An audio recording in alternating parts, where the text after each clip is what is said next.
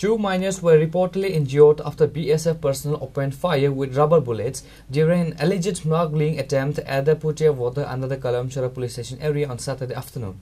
The incident has caused intense tension in the area.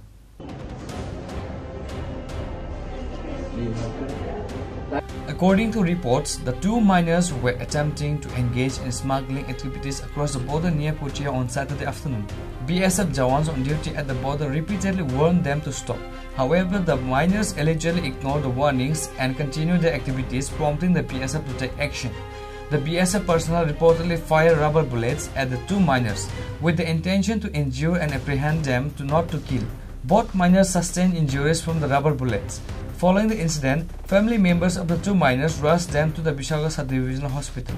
The attending doctors at the Vishalgarh Hospital confirmed that the two injured miners were brought in separately. The bare injuries consistent with being hit by rubber bullets. কিছুক্ষণ আগে Puthia border থেকে আলাদা আলাদাভাবেই দুজন নাবালককে আনা হয়েছে আমাদের হাসপাতালে, Bishalgarh sub divisional হসপিটালে।